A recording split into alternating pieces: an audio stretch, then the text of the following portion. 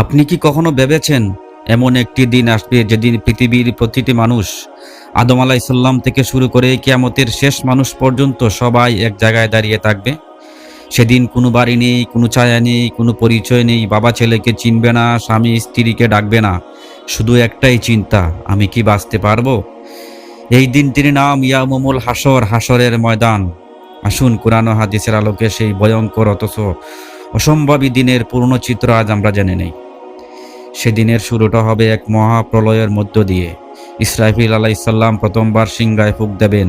আল্লাহ তাআলা বলেন, যখন সিংহায় একটিমাত্র ফুঁক দেওয়া হবে এবং পৃথিবী ও পর্বতমালা উত্তোলিত হয়ে পরস্পর আঘাতে চূর্ণ বিচূর্ণ হয়ে যাবে, সেদিন মহাপ্রলয় সংঘটিত হবে। পাহাড়গুলো তুলোর মতো উঠতে থাকবে, সমুদ্র আগুন হয়ে যাবে, আকাশ ফেটে যাবে, সূর্য তার আলো হারাবে। সেই দৃশ্য দেখে যে মানুষ একদিন বলতো আমি সব, সেই মানুষ সেদিন কাঁপতে কাঁপতে মাটিতে পড়ে যাবে।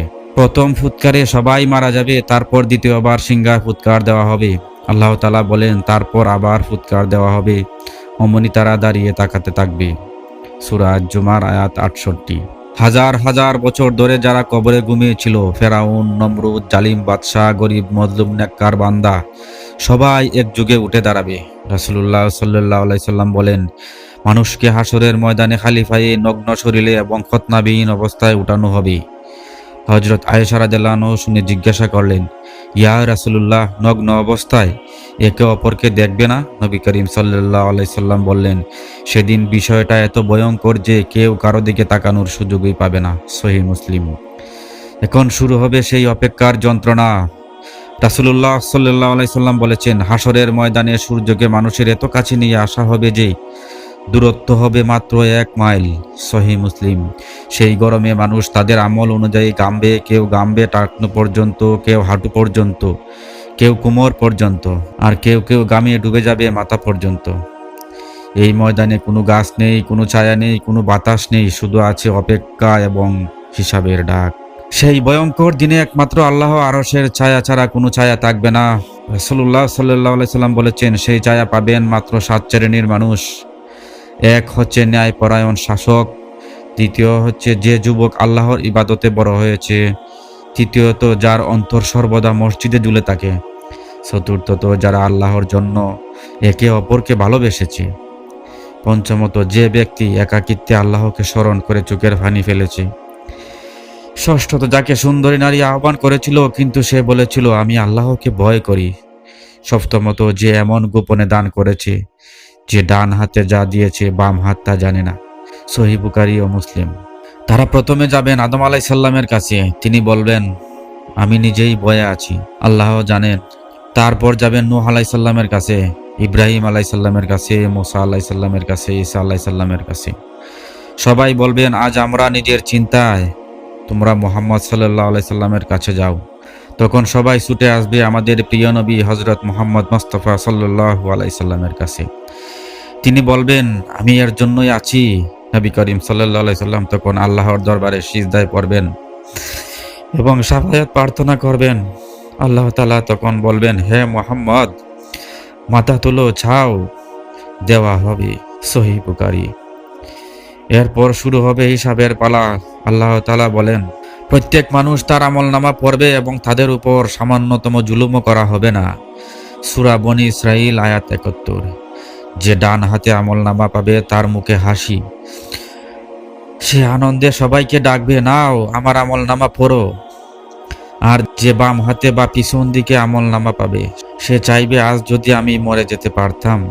আল্লাহ বলেন, সেদিন মানুষ দলে দলে ফিরে আসবে যাতে তাদের কর্ম দেখানো হবে। যে অনুপরিমাণ ভালো কর্ম করেছে সে তা দেখবে, আর যে অনুপরিমাণ মন্দ করেছে সেও তা দেখবে। সূরা আল জিলজাল ৬ থেকে ৮। রাসূলুল্লাহ সাল্লাল্লাহু আলাইহি সাল্লাম বলেছেন, কিয়ামতের দিন মিজানে এমন কথা রাখা হবে যা জিহ্বায় হালকা কিন্তু পাল্লায় অনেক ভারী। সেটি হলো সুবহানাল্লাহি ওয়া বিহামদিহি সুবহানাল্লাহিল আযীম। সহিহ বুখারী। একটা কথা ভাবুন, এই ছোট্ট বাক্যটি কিয়ামতের দিন পাল্লাকে ভারী করে দিতে পারে। আর সেই বিখ্যাত ঘটনা, যে ব্যক্তির ৯৯টি খাতায় পাপ লেখা কিন্তু একটি ছোট কাগজে লেখা লা ইলাহা ইল্লাল্লাহ, সেই ছোট্ট কাগজটি ৯৯টি খাতাকে ভারী করে দেবে। তিরমিজি। হিসাব শেষে সবাইকে পার হতে হবে ফুলসিরাত, জাহান্নামের উপর দিয়ে বিছানো এক সূক্ষ্ম সেতু। রাসূলুল্লাহ সাল্লাল্লাহু আলাইহি সাল্লাম বলেছেন, ফুলসিরাত চুলের চেয়ে সরু এবং তরবারির চেয়ে ধারালো। সহিহ মুসলিম। কেউ বিদ্যুতের গতিতে পার হবে, কেউ দৌড়ে পার হবে, কেউ হামাগুড়ি দিয়ে পার হবে, কেউ পড়ে যাবে সরাসরি জাহান্নামে। যারা ফুলসিরাত পার হবে তাদের জন্য অপেক্ষা করছে জান্নাত।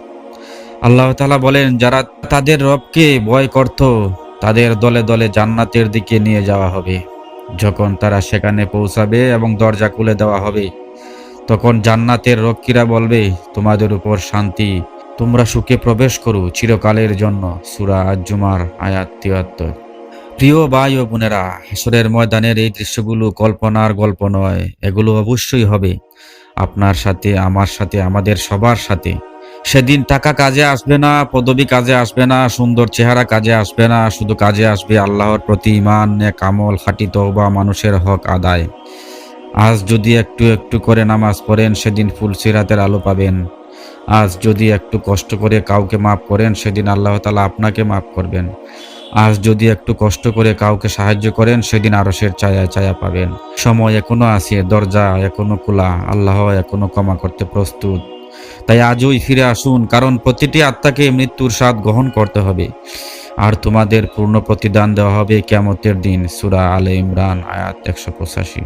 আল্লাহ আমাদের সবাইকে হাসরের ময়দানের ভয়াবহতা থেকে রক্ষা করুন এবং জান্নাতুল ফেরদাউস নসিব করুন, আমিন। ভিডিওটি শেয়ার করে আপনার বন্ধু বান্ধব, আত্মীয় স্বজনের কাছে পৌঁছে দিন এবং লাইক কমেন্ট করে আমাদের পাশে থাকুন, আর চ্যানেলটি সাবস্ক্রাইব করতে ভুলবেন না। আসসালামু আলাইকুম ওয়া রাহমাতুল্লাহি ওয়া বারাকাতুহু।